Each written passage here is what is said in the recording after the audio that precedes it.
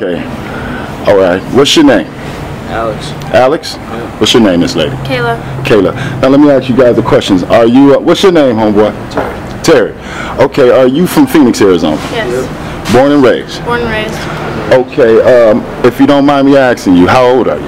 I'll be 27 in December. 27. What about yourself? I'll be 25 November 1st. Okay, now what are your living conditions here in Phoenix, Arizona? Oh, it's a desert, so it's hot as hell all the time. I mean, are you homeless or do you have a place? We are homeless right We're now. homeless. We stay with friends when we can, if we can, if it's available. Or if we come up on some money or something, we get a hotel Try to get a room. hotel room. Okay. Now let me ask you another question. How long have you been homeless? I've been homeless for about a year. A year now? What about Off and yourself? on, probably the last 16 years. 16 years? So 16 years you've been homeless since how?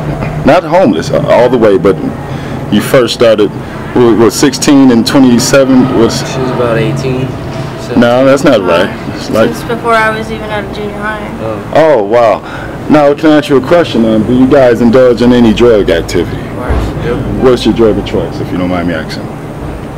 Mine's heroin. Heroin. Heroin and speed. Heroin and speed. We're not discriminatory. Now, can I ask you a question? How old were you when you first tried heroin? 17. 17? Yeah. How about yourself? Probably 13 or 14. 13 or 14 years old. Now, okay, with that, how would a nice young lady like yourself be influenced to do heroin? At a very young age. At a very young age of 13 years old. Very much so, already in pain from physical, I guess, abuse, but That you received at home? but I was also a cancer survivor at 11. Okay, okay. Well, I'm glad that you survived that.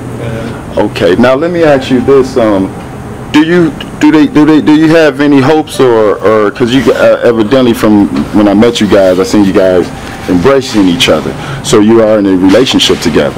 Yep. Do you have any plans on cleaning up your life or trying to get better, or any process of that? We work at that every day. Okay. Now, what is the process of that? What process are you using now? First and foremost, we have to get clean before we can ask for any kind of help, whether it be from family or any Okay. other source. Okay. So what do you believe that the way to get clean, what do you believe that truly in your heart that you're going to have to do to get clean? Be ready to get clean first. Because I've talked to a lot of people and they all say, they say the same thing, young people like yourself, and I'm wondering, is there any programs out here for you or that you know of? Do they work, or have you went there? There are some of them, but they all like to medicate you. Now, when you say medicate you, what do they medicate you on? Suboxone, Subutex, or methadone. Or Xanax, Yeah. stuff to make you sleep. So really, you're just trading in one addiction for another. Yep. Okay, so that's no help. No. Right. So therefore, you have to I find it easier just to do it on my own. find the strength Right. on your own. So you have tried We have to go to those. Okay, okay. Now, as far as housing, do they have any type of housing programs that can help you? Yeah. There's always a wait, a long wait, and by the time you get to the place that they want you housed, it's way out of your element. Usually somewhere down in South Phoenix, Right. where you just aren't going to succeed. Right. And Okay. it's usually full of people that have relapsed and still using, or people that are selling drugs Right. to create somebody else's relapse. Okay. The vicious circle. So it's really, you're better off on your own and just having enough willpower and strength within yourself to get clean. And want to do it for yourself, and not for him or for anybody else. I mean, you gotta want to be able to do it for yourself first and foremost. Right. So let me ask you another question. Do you guys have any children? I do have one. You have a child? Do you mind me asking, where's your child today? This is his dad. He's with his family. Okay, that father. Okay, now let me also ask you another question. Because when I see the heat out here, it can get up to 120 in the summertime. Easily. How can you cope? Because I don't think the people outside of Phoenix, Arizona, especially from back where I'm from, they don't understand the heat out here. How do you survive being homeless in this type of temperature? What do you do to stay? I just seen you really complaining. You were sick of it. What are you sick of? It's the everyday grind. It's the everyday hustle just to keep yourself fed and cool. That'll eat at you every day, you know what I mean? Right. So if we don't have something going on, we usually try to go to one of the public parks and stay in the shade under the trees. Or if somebody that we know has an apartment complex that's got a pool, we do that. Okay. I mean, you can only go inside McDonald's or Burger King for so long before they want to kick you out. Right, right. Even if you're a paying customer. Right. Now, do you feel that society has gave up on you? That people have gave up on you? Oh yeah. Do you think people look at you differently when you walk places, when you go places? How can you get a job? And what's the first step? You know what I'm saying, in getting a job when someone automatically looks at you? People don't want to hire dirty people, I mean. What makes you dirty? Take a shower, or you look like you've been outside in the heat for 4 days. Okay. No brushing your hair.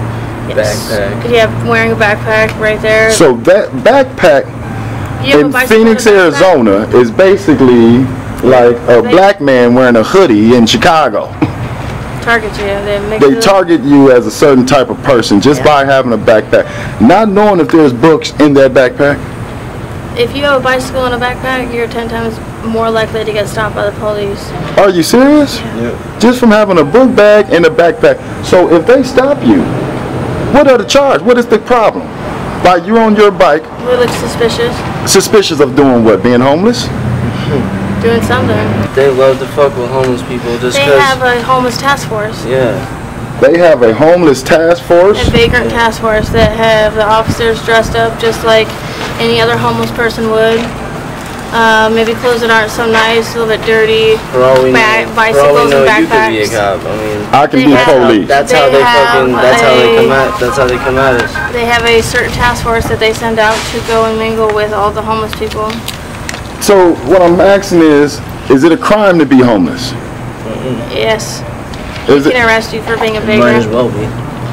I just don't understand what's the crime in being homeless, or why would the police want to pull you over for having a backpack? Are they looking for a certain syringe, or do they have you labeled like that? Like, okay, he's homeless, she's homeless, they have some type of drugs on them. They know that we're 10 times more likely to be sleeping somewhere where we shouldn't be, or where it's against the law, or because we're on the streets. We're probably on the streets because of drugs, so we're probably still doing drugs. Or we're out committing a crime to support ourselves. Well, both of you got all the time. I see a lot of people who do a lot of pointing the finger. Who is to blame for this? Nobody but yourself. Nobody but us. Say it again. Nobody but yourself. So do you have any hatred towards anyone or anything today? No.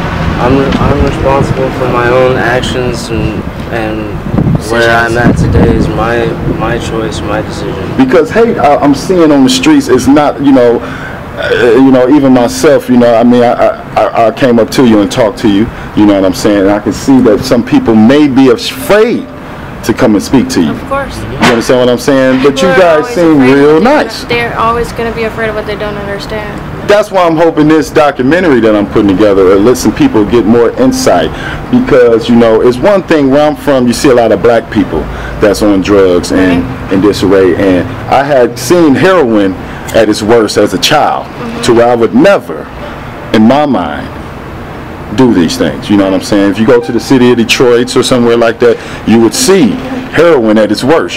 People's arms is huge, you know what I'm saying? My family lives in Michigan and Detroit, so I know exactly what you mean. And I'm wondering, is it a certain date that heroin came? Did you see heroin before you used it? Oh yeah. Yes. Nothing like that made you feel like I shouldn't do this because of that? It wasn't, when I first saw it, it wasn't like it is now. So glorified as it is now. Okay. I think the percentage of young people between 18 and 30 are more heavy users, and more percentage of people that actually use than any other age group. Right, and you know what, I'm seeing that out here right now. I'm seeing a lot of young people, man. I mean, younger and younger every day. And then even older people like yourself, when I talk to you and you tell me that you were 14 and 15 doing these drugs, you know what I'm saying? And I was just, you know, and it touches me. That's why I'm out here today talking to y'all right now, because like I said, I might can't help y'all, you know what I'm saying, right now. You can help our word get out there. Well, yeah. Hopefully Not this. a lot of people that we don't have someone that represents us. I mean, we can get our aspect, our point of view out there for younger kids. Right. To hear. Right. So it's very enlightening, and what's the word I'm looking for? It feels good to know that there is somebody out there that actually is trying to get our aspect and put it out there. Well, you know what? I believe that God is with you, all of you. And I believe that, you know, it's going to come around for you guys. Just stay in there and stick together. You know what I'm saying? Because like I said, you guys is in a relationship, and I know folks who got bigger and better things than you guys, and their household is in trouble.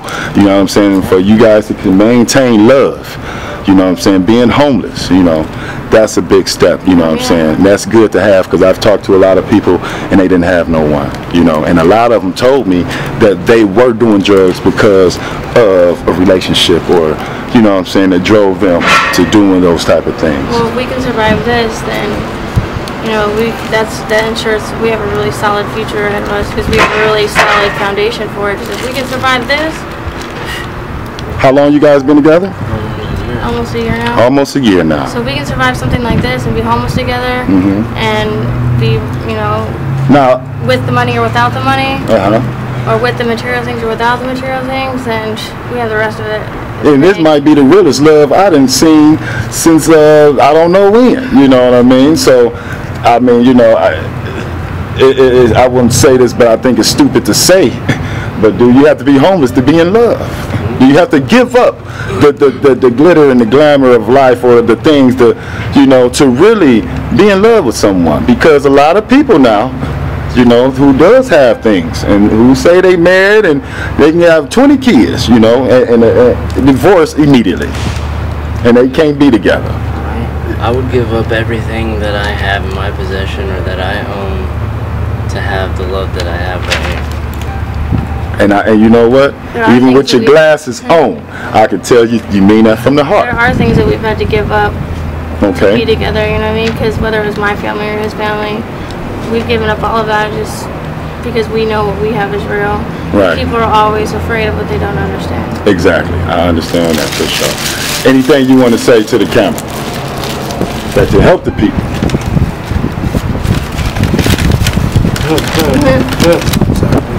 Yeah.